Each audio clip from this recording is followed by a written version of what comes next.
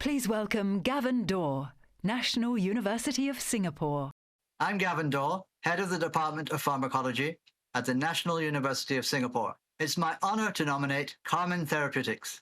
Dr. Min Le, one of the scientific co-founders, is a brilliant and enthusiastic young assistant professor in my department. There is an immense volume of cutting-edge research behind her invention, but in essence, her innovation is elegantly simple: to use the extracellular vesicles naturally produced by red blood cells to deliver gene therapies or drugs where they're needed. Speaking for Carmine Therapeutics today is their CEO, Dr. Don Watt. Don immediately impressed me with his breadth of knowledge and experience in the biotechnology industry. Originally trained as a molecular biologist, he has the vision to marry the science with the practicalities of industry development towards clinical application. I'm certain that you will be as excited as I am for the coming revolutionary advances in genetic and precision medicine when you hear Don speak on Carmine Therapeutics, science and vision. Breaking the wall of risky gene therapy. Don Hout, Carmine Therapeutics. Good morning. My name is actually Don Hout, not Don Watt. I'm not sure where he got that. And I'm here from Carmine. So gene therapy is becoming a critical part of healthcare. Humans are born with between 20 and 25,000 genes, and sometimes one of them is defective. Genes produce proteins, and if a defective gene isn't there, you're missing an important protein. Some patients can be treated with what's called enzyme replacement therapy, but there are very few diseases that can be treated that way. And about 20 years ago, people started working with gene therapy. The notion there is that you take a good copy of the missing gene and put it in the patient so the patient's body can make the protein themselves. And there's been a lot of advances there. Some forms of blindness can be cured.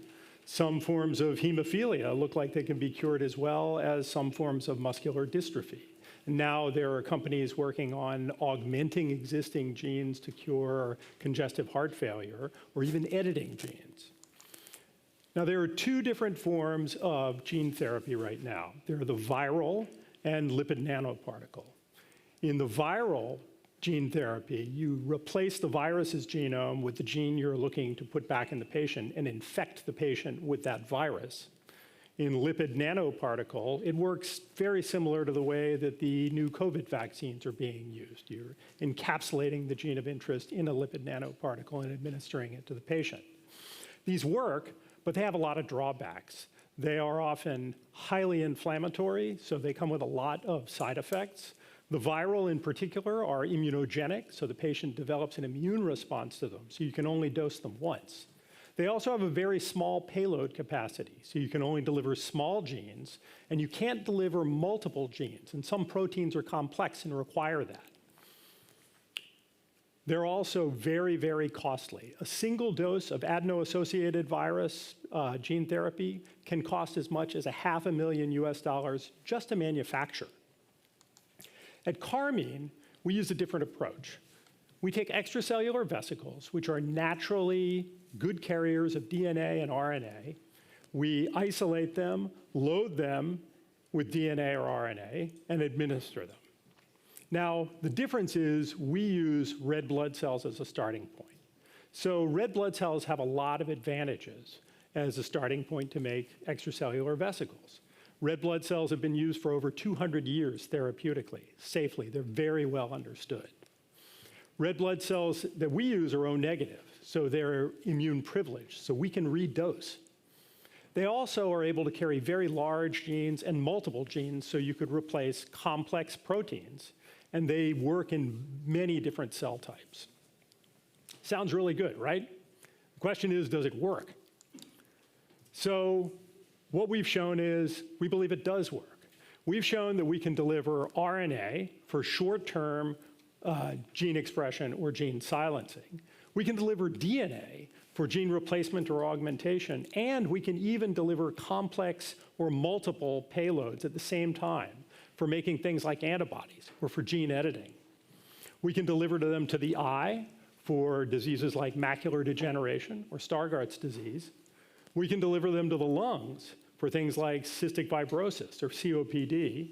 We can deliver them to the liver for things like hemophilia. And in fact, very recently in our laboratories, we've demonstrated in a mouse model that we can make enough of human factor IX to cure one of the forms of hemophilia.